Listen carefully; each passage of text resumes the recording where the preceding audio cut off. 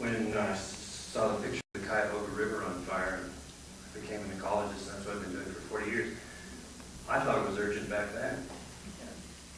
And it was, and it still is, and it will be another 40 years from now. I think it's very dangerous to say anything like we have 10 years or 20 years or 3 years, or because it's not true, and it hides the deeper issue that I would like to touch on. I think Robert touched on it because he mentioned the biosphere and carrying capacity, and I know Lonnie mentioned overshoot. We, as when you aggregate the human consumption, this is something I've been working on, about 200 curves of consumption curves of phosphorus and oil and copper and forest loss and species disappearing and soil loss and so forth, and you aggregate all those curves.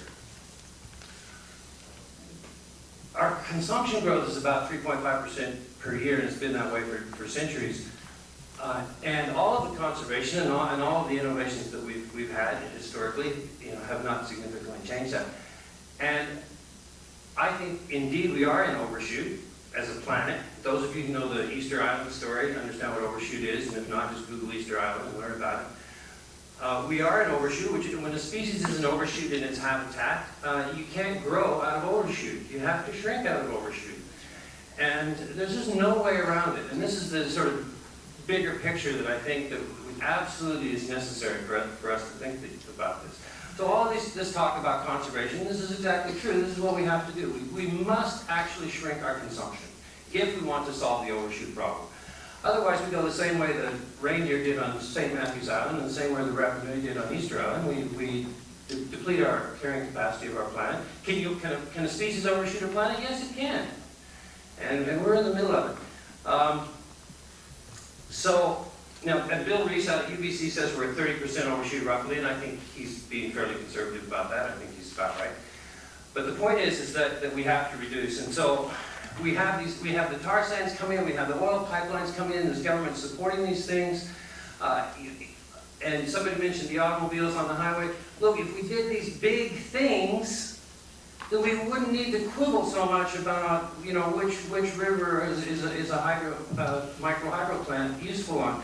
Micro-hydro could be useful, it could be part of the solution, but just to think we're going to come in here and occupy, 300 or 600 river valleys and we're going to become sustainable, I think it's naive. But let's think of it this way. In about 100 years ago, in 1900, humanity had dammed a few hundred rivers. We've now dammed over 30,000 rivers. And we're not more sustainable than we were in 1900. We're less sustainable than we were in 1900. And I'll finish quickly. Do we think that by damming 200 more rivers or putting industrial hydro power plants on 200 or 300 more rivers, we're suddenly going to be sustainable? So I suggest that part of this discussion has to get back to this massive consumption problem we have. When I did run the numbers on, if you took the 15% of us that are in the richest 15% of the planet, you cut our consumption in half of all these things, then the other 85% of the world could double their consumption.